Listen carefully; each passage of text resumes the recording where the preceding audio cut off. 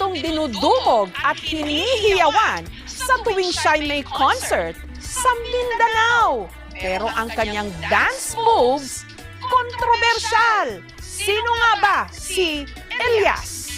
May bagong sinasayaw ang buong Pilipinas ngayon. Sa unang tingin, mukhang naughty.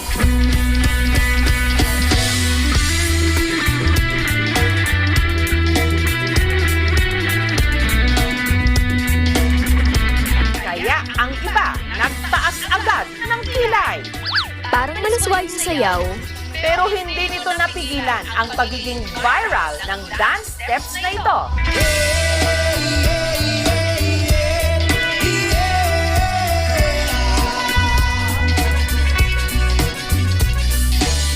Ito ang signature dance moves ng pinagkakaguluhan ngayon sa mga gigs sa Mindanao. Mag-ingay at say uhahay kay Elias! Si Elias, content creator at band vocalist ng bandang Kalumad. Sa linggong ito, dumayo sila sa Tiboli sa South Cotabato. Ilang oras pa bago ang kanyang set, ang fans, abangers na! Elias! Kasi idol namin siya! Kasi ang galing sumayaw! Elias! Oh, hi! At nung nasilayan na nila sa wakas ang kanilang idolo, ang audience hindi magkamayaw.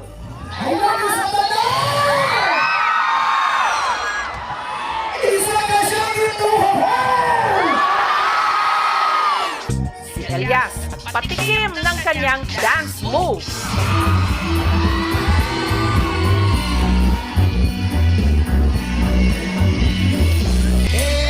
Elias, paano nga ba ang iyong step by step para sumakses? Childhood dream daw talaga ni Elias na mag-perform. Ang kanyang talento nahasa dito sa kanilang bukid sa Magpet, North Cotabato.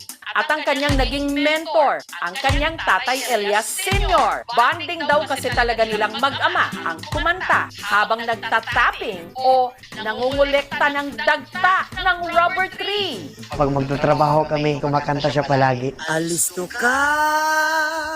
Magsakay ako ng kalabaw, magpakain ng damo, tapos dinadala ko yung lyrics, ginapractice ko araw-araw hanggang sa kabisado na, kumbaga, April Boys at saka AGs kasi mataas pa yung boses ko. Ngayon, hindi na, masarap na lang. At sa mga nagsasabing mahalay ang pinauso niyang dance steps, ayon sa kanya, inspired daw ito ng kanilang hanap buhay. Kapag nagkakat ka kasi ng rubber is pag ganun. Ito ang puno, tapos hawakan mo yung puno, tapos kailangan mo ganito ang knife, hanggang ganyan, hanggang ibaba. Kaya ginawa ko, kumbaga ganyan, tapos ay! Ganun. Siguro nasa kanila na lang kung ano yung iisipin nila. O din yung punuan sa guma mga dol. Bata pa lang, nagtatapping na raw si Elias. Araw-araw kami masama sa nagkakat ng rubber, 3 AM. Tapos mag-aral ako, paminsan-minsan nga. Kapag mag-school ako, mabaho pa yung kamay ko sa rubber. Pero kapag naibenta mo na, humot na yung kwarta. Dagta ng rubber tree ang kanilang hanap buhay. Sa pagtatapping, kumikita ang mag-ama ng 7,000 pesos kada ani. Kaya na makatabang sa mga, kuha na mo pamugas, sa gastos na mo sa among panimalay, mura gid among ginasaligan. Grade 2 lang daw si Elias nung ang kanyang nanay Ninita na masukang domestic helper sa Bahrain. Bilang isang ina, sobrang hirap talaga kasi siyempre na malayo ako sa kanila.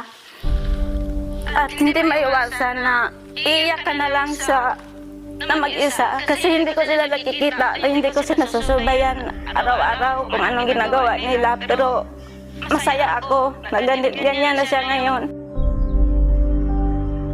namimiss ko siya. Gusto ko palaging makikita siya araw-araw. Kaya hindi ko mapigilan na maging emosyonal kapag magbanggit ako ng pangalan ng nanay ko.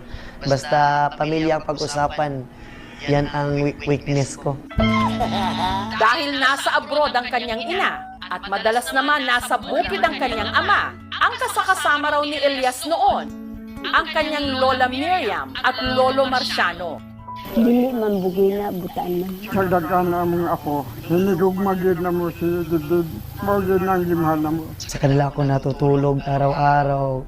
Sila din ang nagbabantay sa akin, sila ang nagbigay ng allowance. Dahil sa kanilang pagsisikap, nitong 2023 lang, nakapagtapos si Elias ng criminology. Malaking tulong sa akin. Nasasanay na yung katawan ko sa natrabaho na ganon. Dito na naman ako. Namumunat sa kabukiran.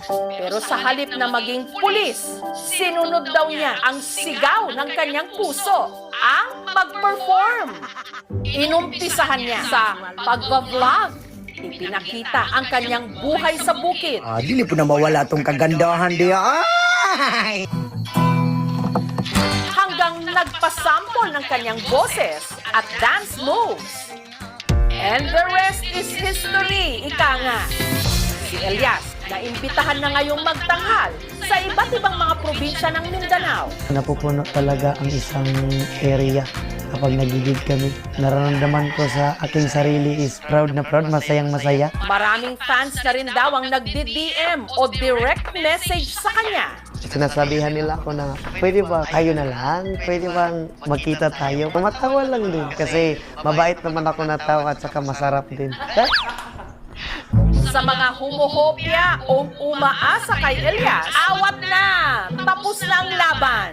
Meron nang nanalo at nagpatibok ng kanyang puso. Si Abigail na aminadong selosa. May fans kasi dati, humalik talaga dito. Kasi very territorial ako eh. Yung akin. Tapos ngayon, na-realize ko na since nag-expand na yung circle niya, yung mga tao na nakakasalamuhan niya, kailangan ko talagang mag-adjust. Maliban daw sa charm ni Elias, na-fall din daw si Abigail sa puso nito. Makita mo talaga na maganda yung kanyang heart. At meron na rin pala silang anghel, si Apollo. Si Elias talaga is super hands-on sa aming anak. Kung ka siyempre, nasanay ka nga perminti mo sabay. Ang tod niya naabot sa point ay ani, pero okay lang man kayo makasabot mo po. Hindi biro yung pagdaanan namin. Ngayon, unti-unti na namin naaabot yung mga sinasabi lang namin dati na kay Angels ka, kanang makatugtog ka sa kanang big stage. Pang, uli na. Mingaw na ako, uli mo pa. Kahapon lang, umuwi si Elias ng Magpet para bisitahin ang kanyang pamilya. Kamusta? Happy ka ng birthday oh? Nakipaglaro siya agad sa kanyang mag-ina na miss na niya. Lalaki mo gusto? Agaray! Sinamahan din niya ang kanyang ama na muling mag-tapping sa bukid.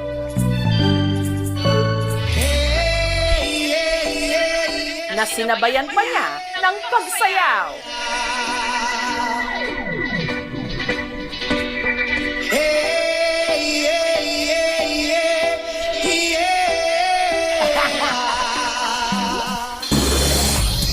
Kinagabihan, diretso naman si Elias sa gig nila sa Cali Fest 2025, Kalinan, Davao City.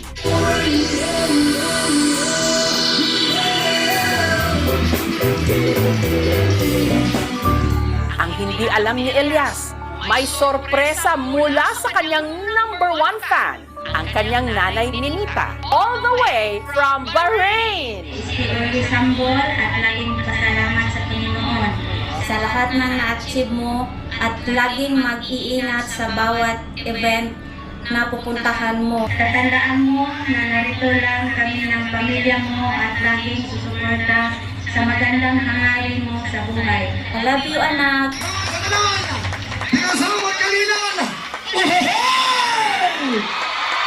Sa ngayon, hindi ko pa kino-confirm ang sarili ko na sikat ako. Paminsan-minsan din, kinakausap ko rin ang sarili ko. Sikat na ba talaga ako? Kailangan ko pa siguro magsipag para maabot yung pangarap ko. Gusto ko kasi whole world. Pangarap ko na maka-show kami sa iba't ibang bansa. Pangarap na lang man din ako, lubos-lubosin ko na lang. Lipad, saan ang gusto mo? Patuloy ka lang sa mga pangarap mo. Tama yan, Elias. Pag nangarap ka, taasan mo na at ipakita sa buong mundo ang talento ng Tubong Mindanao.